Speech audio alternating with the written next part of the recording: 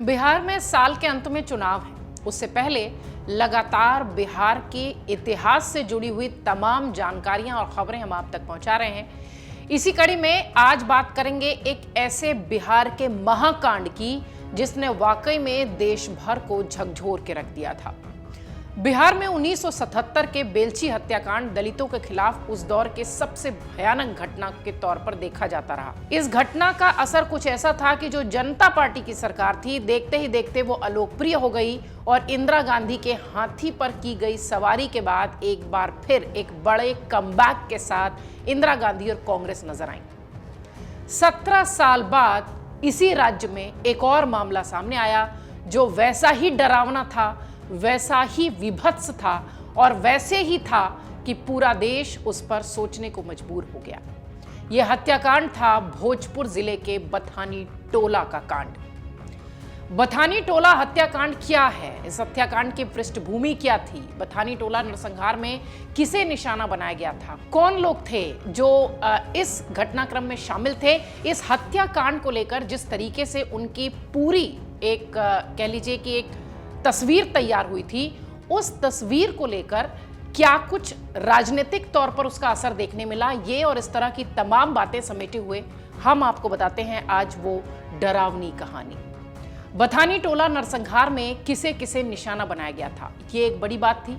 इसके साथ ही इस पूरे मामले में क्या कुछ कहानी और निकल कर आई थी, कोर्ट में क्या कुछ हुआ था, ये सब आपको बताएंगे।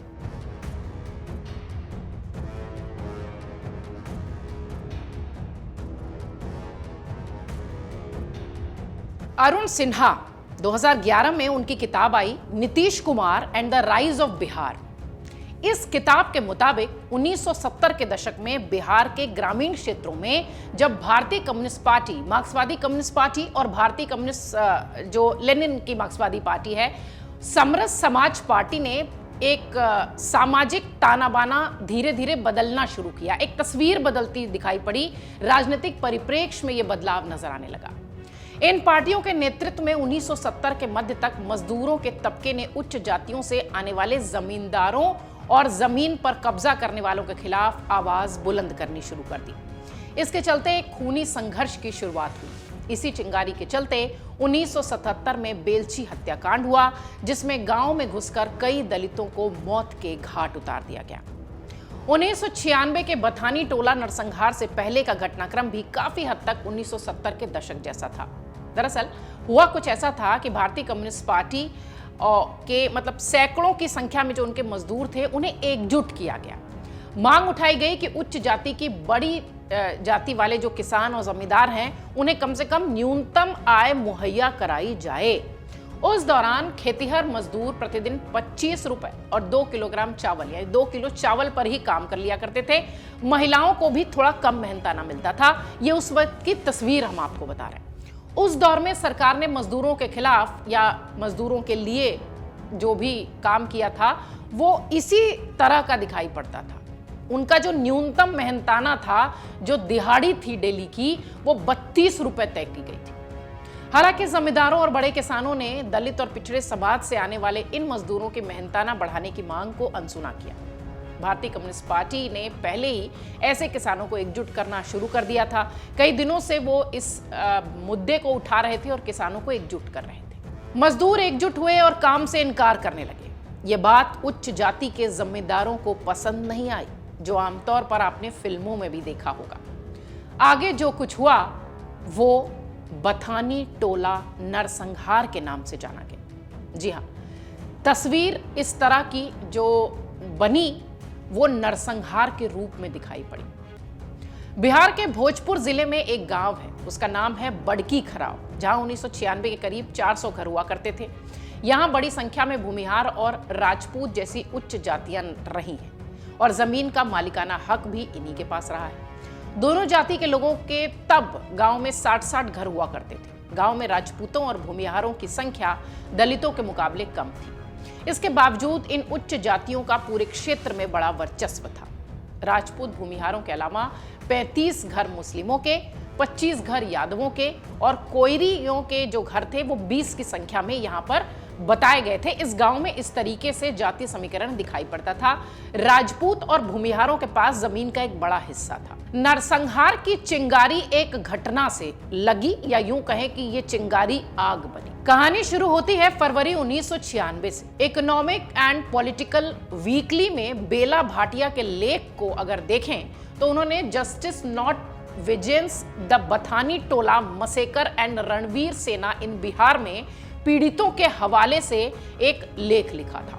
उसमें बताया गया कि पहले उनकी भूमिहारों और राजपूतों से संबंध ठीक थे, लेकिन 1994 में जब मजदूरों ने न्यूनतम वेतन की मांग बढ़ाई, पूरी तरह से काम ठप कर दिया, तब किसानों और जमींदारों का गुस्सा भड़क उठा।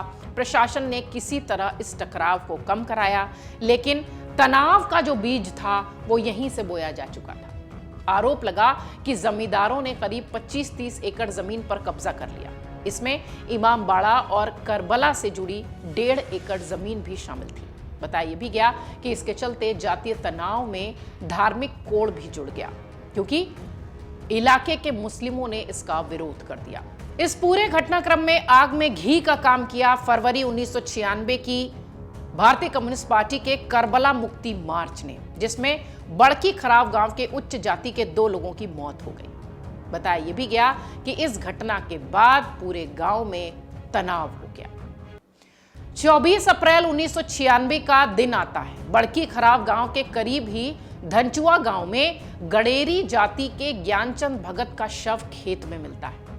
इस घटना को अंजाम देने का आरोप बड़की खराव के ही जितेंद्र ओझा और अजय सिंह पर लगता है। गांव वालों के मुताबिक इसी रात रणवीर सेना की बैठक हुई थी।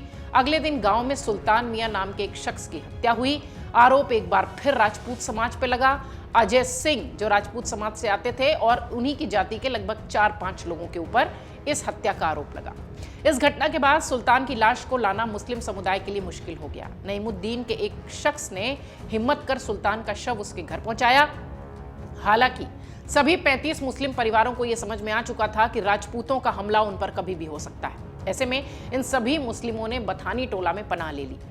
बथानी टोला को उस दौरान भारतीय कम्युनिस्ट पार्टी का मजबूत गढ़ माना जाता था। मानवाधिकार मामलों की अंतर्राष्ट्रीय संस्था ह्यूमन राइट्स वॉच के मुताबिक अप्रैल 1995 में 11 जुलाई 1996 तक, अगर देखा जाए तो 95 से 96 तक भोजपुर में रणवीर सेना और भारतीय कम्युनिस्ट पार्टी के बीच संघर्ष में 46 लोगों की जान जा चुकी थी।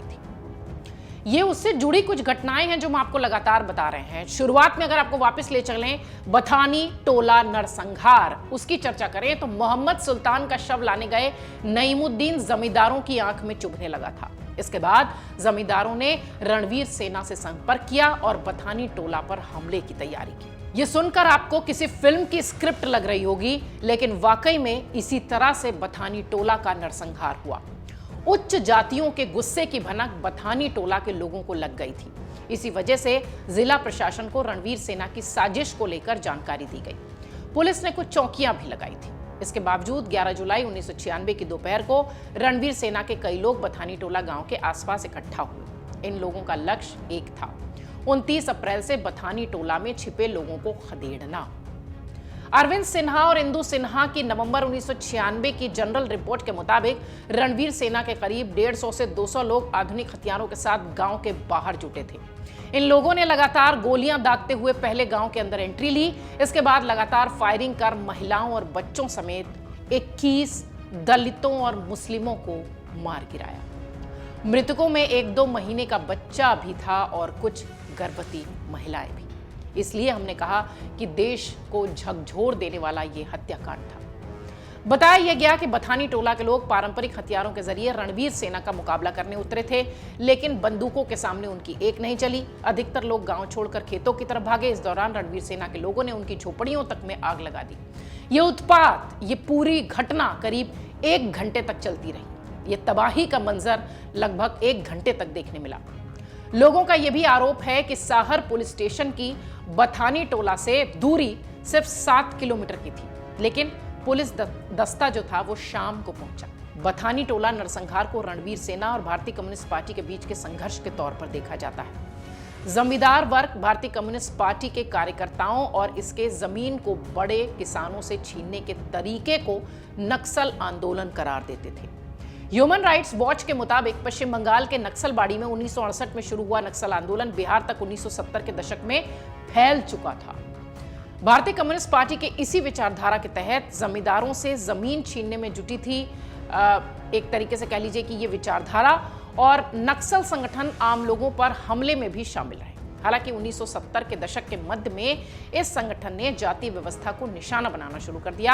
अपने नक्सल आंदोलन में दलितों और पिछड़ी जाति के लोगों को शामिल करना शुरू कर दिया। बताया यह भी गया कि एक समय में बिहार के 54 जिलों में से 36 जिलों में नक्सल अभियान जारी थे। उच्च जातियों ने इसी समस्या से निपटने के लिए रणवीर सेना बनाई। इसके बाद बिहार लगातार भारतीय कम्युनिस्ट पार्टी बनाम रणवीर सेना की जंग में घिरा हुआ दिखाई पड़ा। जुलाई 2000 साल 2000 में केंद्रीय गृह मंत्रालय ने एक सवाल के जवाब में जानकारी दी कि रणवीर सेना एक जातिगत समूह है। इसका गठन जनवरी 1995 में नक्सलियों और वामपंथी चरमपंथियों से मुकाबले के लिए मध्य बिहार में हुआ था। अपने जवाब में होम मिनिस्ट्री ने बताया कि इस समूह ने 1997 में 41 हिंसक घटनाओं में 103 लोगों की हत्या की। इसी तरह इस समूह द्वारा 1998 में 23 हिंसक वारदातों में 15 लोगों की और 1999 में 11 हिंसक घटनाओं में 46 लोगों की हत्या हुई। जून 2000 तक 11 हिंसक घटनाओं में 47 लोग मारे गए थे। इकोनॉमिक एंड पॉलिटिकल वीकली की एक रिपोर्ट के मुताबिक 11 जुलाई को बथानी टोला में हुई घटना ने पूरे बिहार को हिला दिया था, या यूं कहें कि पूरे देश को हिला दिया गया था। बथानी टोला का मामला कोर्ट में भी गया। जुलाई 1996 में इस नरसंहार के बाद पुलिस के कई आला अधिकारी सस्पेंड हुए। इसके साथ ही बिहार सरकार ने घटना में शामिल करीब 60 लोगों की गिरफ्तारी भी की। मार्च का महीना साल 2064 लोगों के खिलाफ आरोप पत्र दायर हुआ। इस पूरे मामले में आरा की अदालत ने 3 लोगों को मौत की सजा सुनाई। वहीं 20 लोगों को उम्र कैद की सजा मिली। 30 अन्य लोगों को सबूतों के अभाव में बरी कर दिया गया। जिन लोगों को मौत की सजा सुनाई गई उनमें अजय सिंह, मनोज सिंह और नरेंद्र सिंह शामिल थे। साल था 2012, महीना था अप्रैल। पटना हाईकोर्ट ने सभी 23 आरोपियों को, हत्या के आरोपियों को बरी कर दिया। 2 जजों की पीठ ने सबूतों में गड़बड़ी की बात कही और आरोपियों को छोड़ने का निर्देश दिया। अप्रैल का ही महीना था साल 2012। बिहार के मंत्री जीतन राम मांझी ने कहा कि नीतीश कुमार के नेतृत्व में एनडीए सरकार इस फैसले के खिलाफ सुप्रीम कोर्ट जाएगी। जुलाई 2012 में सुप्रीम कोर्ट ने बिहार सरकार और पीड़ितों के परिवार की तरफ से दायर अपील को स्वीकार कर लिया, यानी सुनवाई की बात तय हो गई और इस तरह से ये मामला देश भर में छा गया। बिहार के बड़े हत्याकांड में ये हत्याकांड भी शामिल हो गया, जहां पर राजपूत सेना और भारतीय कम्युनिस्ट पार्टी के बीच की एक, कह लीजिए कि एक तस्वीर थी जो कि इतनी हिंसक होकर दिखाई पड़ी, जहां बच्चों को भी नहीं बख्शा गया, जहां गर्भवती महिलाओं को भी नहीं बख्शा गया। अगर आप ये वीडियो YouTube पर देख रहे हैं तो हमारे चैनल को सब्सक्राइब कर बेल आइकन दबाएं और Facebook पर देख रहे हैं तो हमारे पेज को लाइक करें। 8 मिलियन प्लस सब्सक्राइबर, आपके इस भरोसे के लिए बहुत धन्यवाद।